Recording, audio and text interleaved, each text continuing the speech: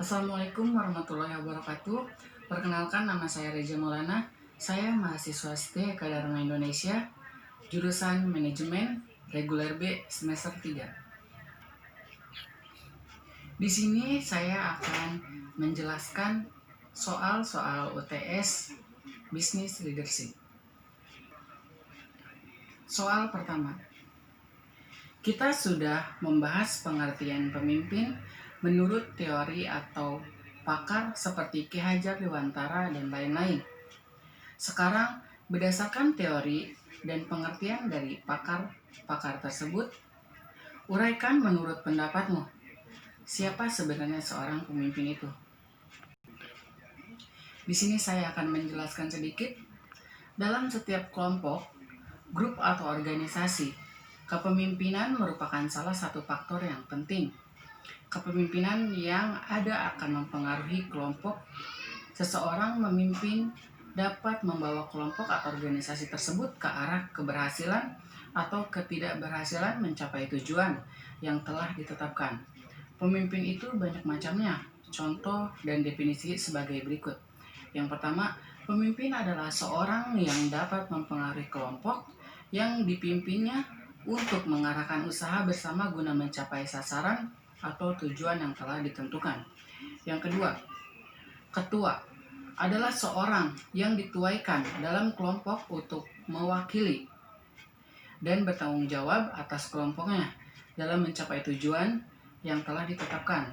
Dan yang ketiga, kepala adalah seorang yang mengepalai suatu kelompok atau unit memimpin kelompok mencapai tujuan.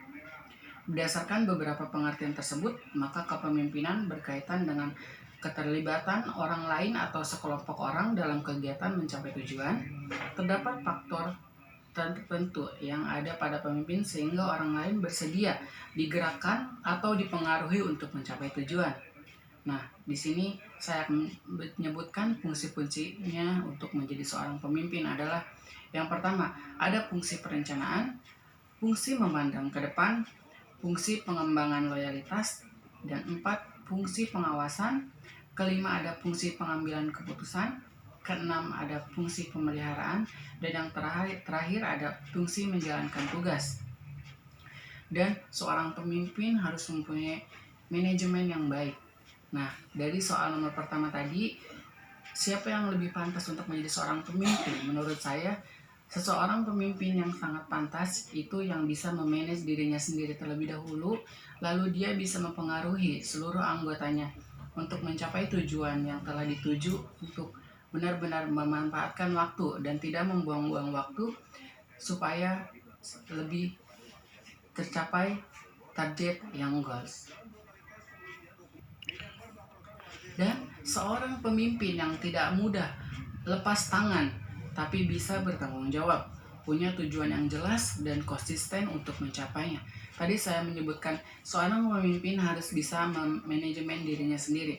Nah, di sini manajemen adalah sebuah proses yang terdiri perencanaan, perorganisasian pergerakan, dan pengawasan untuk mencapai tujuan yang ditetapkan oleh sebelumnya dalam kebersamaan.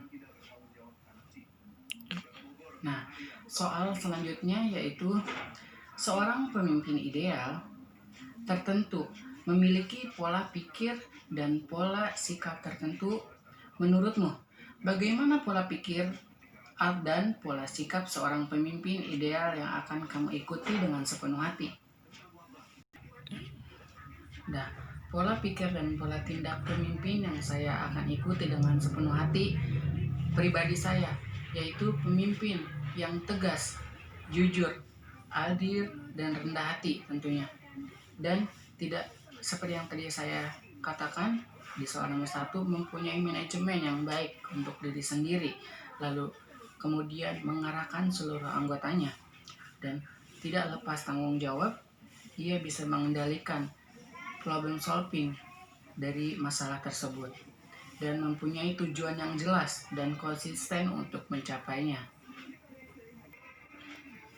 Dan soal selanjutnya yaitu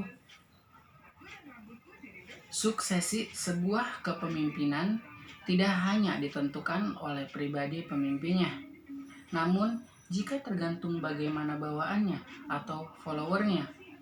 Jika kamu sebagai pemimpin, maka bawahan atau anak buah atau follower seperti apa yang akan kamu rekomendasikan? Jika ada kesempatan promosi jabatan, dan dijawab sesuai panduan buku kuliah, yaitu Seni Memimpin Atasan. Nah, jawaban yang saya dapatkan dan menurut saya pribadi disatukan dengan buku bab 2 yang Seni Memimpin Atasan, yaitu yang pertama, yang tidak pernah menjelek-jelekan saya selaku atasannya di belakang, yang taat di depan maupun di belakang saya, walaupun memang terkadang manusia namanya mempunyai rasa kesal, sebal, benci atau keki, namun ia bisa mengontrol rasa itu semua saat di hadapan saya. Tidak membanggakan dirinya sendiri atau merasa paling bisa di antara temannya. Bekerjalah terlebih dahulu semampu mungkin, karena itu pun pasti dilihat cara kerjanya oleh saya atau oleh bawahan yang di atasnya memang seperti leader atau supervisor mereka, dan bagaimana menaati peraturan yang ada.